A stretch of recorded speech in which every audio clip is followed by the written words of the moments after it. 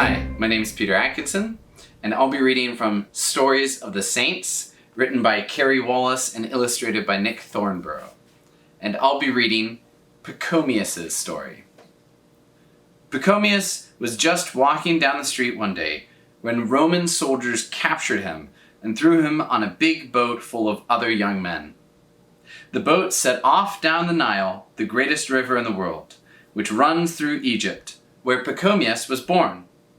"What's going on?" he asked. "Where are they taking us?" "They're sending us down the Nile to Thebes," another captive said. "They're going to force us to be soldiers in the Roman army." After days on the river, Pachomius was tired, hungry, sore, and scared. But when the boat landed at Thebes, kind strangers brought all the captives food at the docks. "Why are these people helping us?" he asked. "They don't know us." "They're Christians," someone told him. Pachomius never forgot those kind strangers. The Romans forced him to join their army and fight, but when he finally got out, he set off to find more Christians. He found a village full of Egyptian Christians who taught him about Jesus and baptized him. Then he followed a hermit named Pachomius out into the desert, near where Anthony had wrestled in prayer with the devil. Pachomius thought he would spend the rest of his life alone in the desert. But one day, while he was praying on the banks of the Nile, an angel appeared.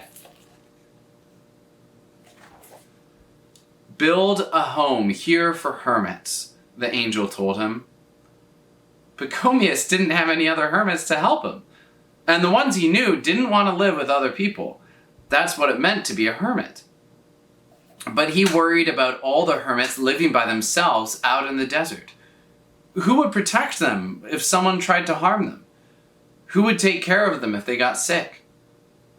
So he built a home for hermits on the banks of the Nile, as the angel had commanded him. He wasn't sure if anyone else would want to live there. But when his new home was done, more than 100 hermits streamed in from the desert to join him. There were so many that Pachomius had to build a new home to fit them all.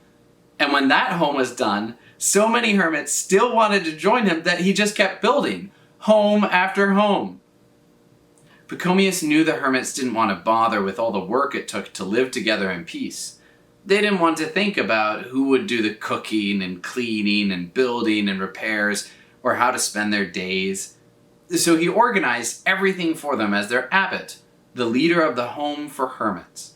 He cooked their meals and grew vegetables in the garden, answered the door when anyone knocked, and took care of everyone who got sick.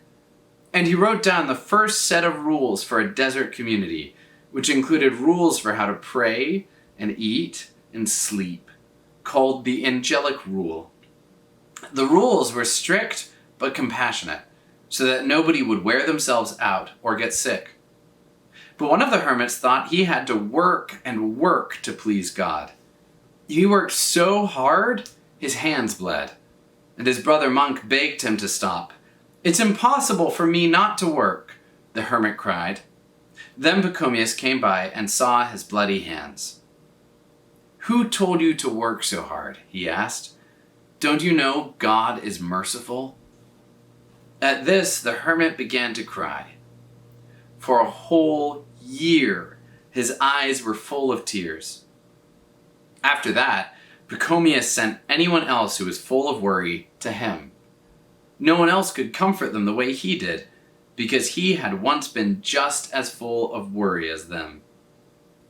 The demons who lived in the desert hadn't liked it when Anthony first came there, and they liked it even less when Pachomius started building his homes for hermits. If Pachomius went out to pray, they'd run around his feet, making fun of him. Sometimes they appeared like a huge army, surrounding him on either side. Other times, they shook the whole foundation of his house. But Pachomius just picked up his harp and sang, "God is our shelter and our strength. We won't fear, even if the earth shakes." And whenever Pachomius started to sing, The demons vanished like smoke. Because God protected Pachomius, he could walk on scorpions or snakes without being bitten. Whenever he needed a ride across the Nile, crocodiles let him ride on his back and took him wherever he asked. And Pachomius thanked God for it all.